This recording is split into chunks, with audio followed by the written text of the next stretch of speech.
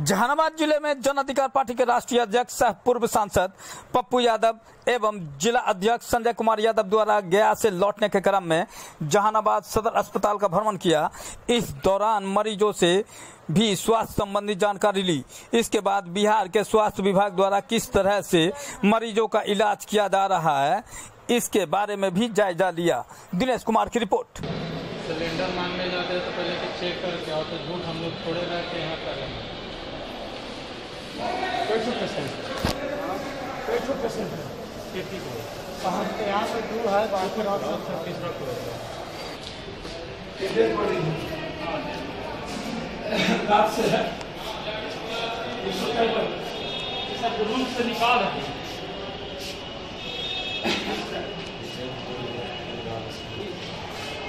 Room से निकाला जा रहा है, साफ सफाई किया जा रहा है कसम के साथ। इस रूम से निकाला जा रहा है।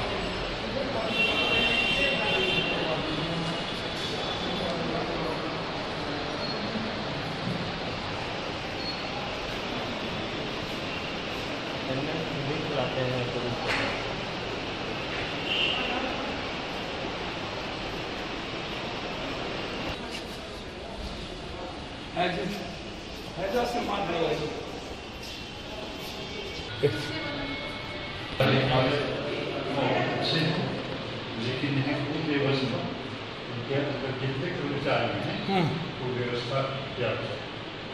नंबर 1, 4 घंटा करवा दिया गया।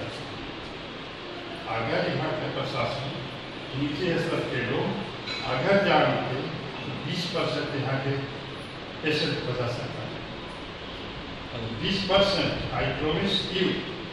जानते हैं हम सब सर, हम 16 दिनों से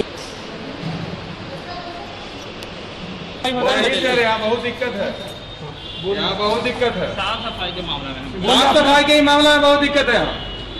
अभी 12 बजे नर्स चली है, गिर डॉक्टर से मर गए। 12 बजे वो वहाँ से नर्स आई है नीचे से ऊपर। बताइए ये उसको बीपी कितना शुगर नापना था, जो ब्लड निकालने के लिए वो नहीं आए। ऑक्सीजन भी अपने से लगाते हैं। ऑक्सीजन हम अपने लगाते हैं, अपने ढोते हैं। दवाई मांगी जाता है तो चढ़ जाते हैं, कोई आने के लिए तैयार नहीं है सर। इस तरह का मामला है। देखिए उसको ऑक्सीजन लेवल 7 पर आ है, उपलब्ध वो नहीं दे रहे हैं। इस तरह की स्थिति बना है। मेरा मखदुमपुर घर है सर, कोई नहीं समझ गए आप चलते। हाँ बेटा, क्या सुपरिटेंडेंट के बारे में बोला, यहाँ के बारे में बोला गया, डॉक्टर सिस्टर और यहाँ के बारे में बोला गया कि कंप्लीट से 99900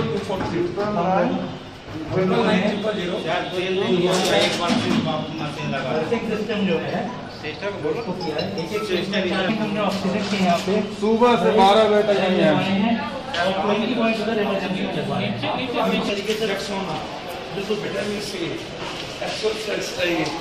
एक चीज से पहले मैंने बहुत देखा, बहुत घूमा। मैं 16 दिनों से घूम रहा हूँ। Complete looted. Private nursing home को गवर्नमेंट को टेक ओवर करना चाहिए। दूसरा, प्राइवेट एक टास्क फोर्स का गठन करना चाहिए गवर्नमेंट को। रिटायर पदाधिकारी और रिटायर्ड जज को भी उसमें एंकल करना चाहिए ताकि डॉक्टर और नर्सेज पर कम बोझ पड़े। दूसरी चीज़, दवाई कंप्लीट मार्केट से गायब है। जितनी जीवन रक्षक दवाई है, विटामिन सी है, डेक्सोना है, जो भी चीज़ें जरूरत पड़ी, रेमडेसिविर मेरे ख्याल से यहाँ के सिविल सर्जन के हाथ में 200 या 150 कुछ आया होगा। मुझे पता नहीं, अभी 33-40 यहाँ पर कोरोना पेशेंट है। मैं इतना कह सकता हूँ कि यहाँ के डीएम, यहाँ के डीएम, यहाँ के जो कुछ पदाधिकारी हैं, जिसके वजह से अब कुछ बेहतर दिख सकता है सिर्फ यहाँ। लेकिन फिर मैं आपको कह रहा हूँ कि दवाई नहीं है। रात में डॉक्टर्स एकदम के बराबर नहीं रहते हैं। 11 बजे तक सफाई नहीं होती है और 11 बजे तक कोई बुलाने पर ऊपर नहीं जाता। ये 4 बार दवाई, फर्स्ट सफाई, सेकेंड बुलाने पर नहीं जाता है, और पेशेंट का जो प्रॉपर केयर होना चाहिए, ये बहुत दिक्कत है। ऑक्सीजन किसी तरीके से व्यवस्था, 4-5 बातें हैं। आपको जगह नहीं मिलेगा, बेड नहीं है कहीं पूरे बिहार में। 260 वेंटिलेटर है पूरे बिहार में। वाईफाई बहुत कम है और ऑक्सीजन कंप्लीट ब्लैक मार्केटिंग हो चुका है। पहले आप फैक्ट्री को देते थे, अन्न को देते थे, अब यदि आपने उसको रोका भी है फिर भी आप दे रहे हैं। तो प्राइवेट नर्सिंग होम क्या कर रहा है कि पूरा का पूरा ब्लैक मार्केट गायब कर दिया। तो नतीजा क्या है कि जो प्रॉपर वे में ऑक्सीजन जाना चाहिए, जिसको जहां पर कोरोना का नहीं है पेशेंट, वहां आप 120 या 60 क्यों दे रहे हैं आप? जहां कोरोना का पेशेंट है, जहां पर पाइप लगेगा, वह जहां पर पूरा का पूरा आपको ऑक्सीजन की जरूरत है, उसको आप सुपर करिएगा ना। तो काला बाजारी जो बिचौलिया के बीच है, उस पर रोकने की जरूरत है, उस पर कार्रवाई करने की जरूरत है, और सफाई कंप्लीट अलग देने की जरूरत है। सफाई देखिए, कोरोना से पहले आप हैजा से मर जाइए। सफाई बहुत इंपॉर्टेंट है, केयरिंग बहुत इंपॉर्टेंट है, और डॉक्टर्स कम से कम समय पर उसको और नर्सेस समय पर उसको मिलना चाहिए। RMTCR की जो जांच की रिपोर्ट है वो 10 दिन में आएगा, तो तब तक आप क्या चलाइएगा? तब तक आप पेशेंट को क्या बताइएगा? वो आपको मर जाएगा। अब वो रिपोर्ट में पैथोलॉजी कहता है नहीं है, दूसरा कहता है कि मेरे पास डाटा ऑपरेटर नहीं है, रिपोर्ट निकालेगा कौन? तो लगातार जो हालात है इस कंट्री के, जिस कंट्री में ऑक्सीजन और दवाई के लिए एक आदमी तरस जाए, उस कंट्री में सिस्टम चलाने वाले नेताओं को चुल्लू भर पानी में डूब के मर जाना चाहिए, कंप्लीट कोलैप्स हो जाना चाहिए। मौत को छुपाया जा रहा है इस सरकार के द्वारा। पूरे भारत में 50,000 मिनिमम मौत है पूरे इंडिया में। क्यों छुपा रही है सरकार? 350 के लगभग मौत तो सिर्फ और 500 के बीच बिहार में होती है, 150 से ऊपर मौत सिर्फ पटना में होती है, और आंकड़े को छुपाते हैं। दूसरी तरफ वैक्सीन का कोई मतलब काउंटर ही बहुत मिनिमाइज कर दिया गया। कहां वैक्सीन लगाएंगे? केंद्र सरकार सौतेलेपन का व्यवहार आखिर बार बार बार बार क्यों करती है?